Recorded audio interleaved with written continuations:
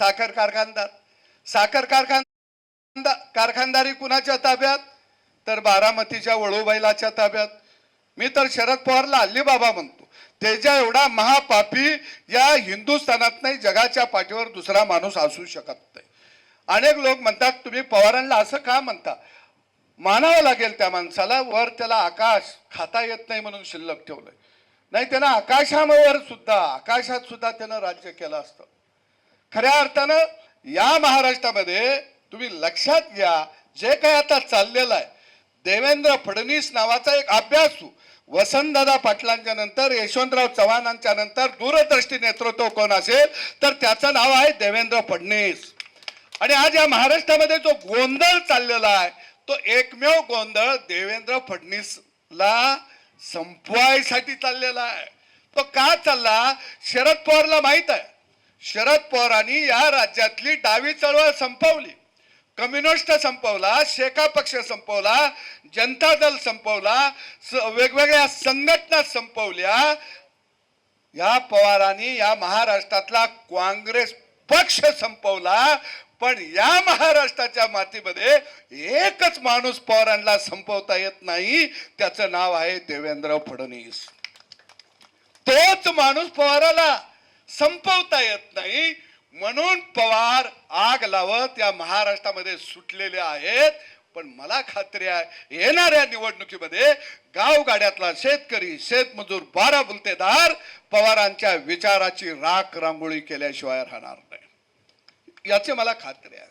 आणि हा लढा जो मी लढलो तो वाडा विरुद्ध गाववाडा असा माझा लढा होता. प्रस्थापित विरुद्ध विस्थापित असा आमचा लढा होता.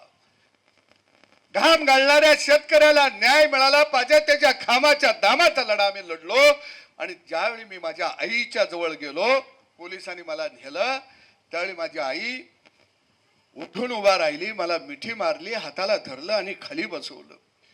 आणि खाली बसवल्यानंतर मला वाटलं की आईचं काहीतरी अजून म्हणणं असावं. ती माझ्या जखमा तुला कुठं लागलं म्हणून मला विचारला. तिला कळकळ असेल, आईला कळकळ असते. वर्तमानपत्रामध्ये सगळं रक्तबंबाळ माझे फोटो आलेले होते. पण आईनं मला खाली बसवल्यानंतर बापाच्या धोत्राच्या फडक्यामध्ये बांधून आणलेली भाकर आणि त्याच्यावर होता डाळ कांदा, ती भाकर सोडली आणि आईनं घास भरवला माझ्या मुखामध्ये, डाळ कांद्याचा आणि त्या भाकरीचा तुकडा, ज्वारीची भाकरी माझ्या मुखामध्ये आईनं भरवली. माझं डोळं पाणवलं. एका पत्रकाराने माझ्या आईला विचारलं, तुमच्या लेकराला मारलंय, तुम्हाला काय म्हणायचं आहे? त्यावेळी माझ्या आईनं उत्तर दिलं, माझ्या लेकराला कुणी मारलं, का मारलं याच्याशी मला काही देणं घेणं नाही. मला कुणालाही शाप द्यायचा नाही, मला कुणालाही शिव्या द्यायच्या नाहीत. पण माझं लेकरू घाम गाळणाऱ्या बापासाठी लढलं आणि 2 रक्ताचं थेंब बापाच्या मातीत त्यानं सांडलं, याचा गर्व मला आहे. आज माझं मन आबाळ एवढं झालं. आणि मग त्या दिवशी मी ठरवलं की आयुष्यभर आपण गावगाड्यासाठी लढायचं, गावगाड्यासाठी काम करायचं. त्या दिवसापासून कधीही माझ्या मनामध्ये कुणाचा तरी वाडा मोठा आहे, कोणतरी मंत्री आहे, कोणतरी आपल्याला काहीतरी करणार आहे, त्याच्याबरोबर जावं, तिथं राहावं, कधीही माझं मन रमलं नाही. ज्यावेळी माझा गावगाडा संकटात आला त्यावेळी छातीचा कोट करून मी माझ्या गावगाड्यासाठी उभा राहिलो. कारण मला माझा गावगाडा सन्मानानं उभा करायचा आहे, माझी गावातली माणसं सन्मानानं उभा करायची. आणि म्हणून मी रुपेश तुम्हा सगळ्या मुंबईकरांना धन्यवाद देईन की एवढ्या धावपळीत तुम्ही कार्यक्रम घेतला, गावाकडे आला. गड्यानो, आपला गावच बरा. तुम्ही जगाच्या पाठीवर कुठेही जावा, पण ज्या मातीमध्ये जन्म घेतला त्या माती एवढी श्रेष्ठ आई माता दुसरी कोणी असू शकत नाही. तिला जपा, तिच्यावर प्रेम करा, तिच्यासाठी जेवढं योगदान देता येईल आयुष्यामध्ये ते देण्याचा प्रयत्न करा. परत एकदा मी इथं सगळ्याला मनापासून धन्यवाद देतो. गावगाड्याला बरोबर घेऊन जाणार हे सरकार आहे.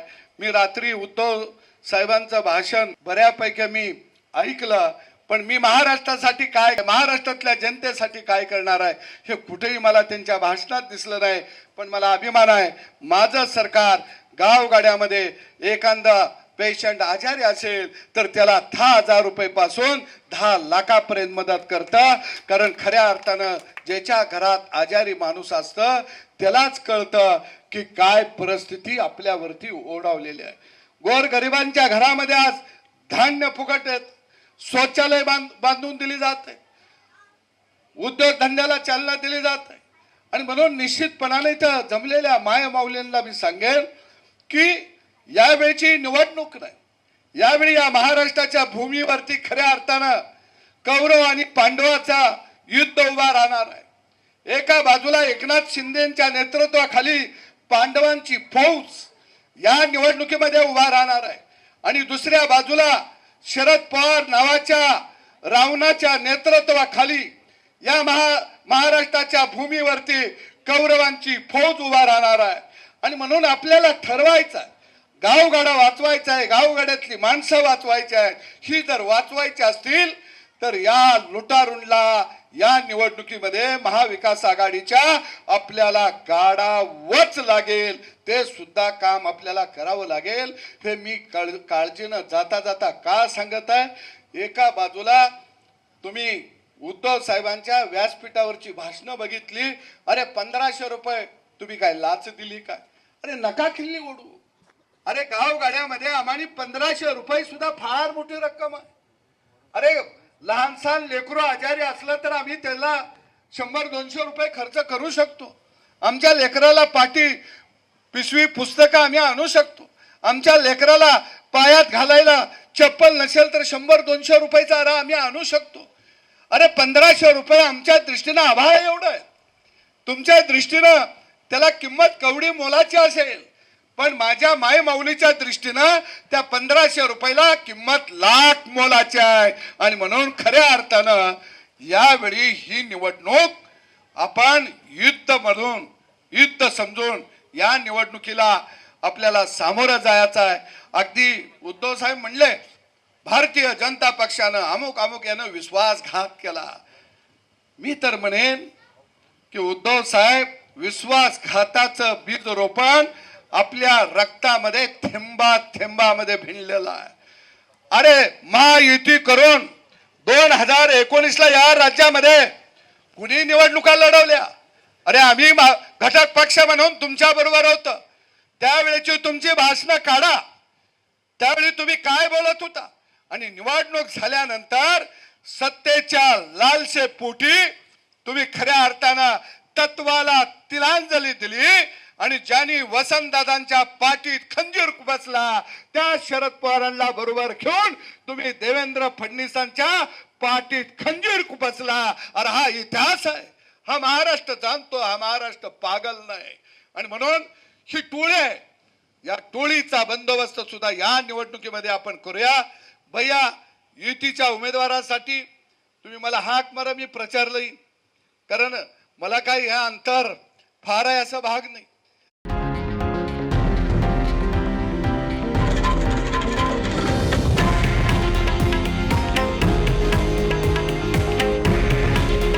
हे आहे देशातील नंबर 1 न्यूज नेटवर्क आणि आपण पाहत आहात TV9 मराठी.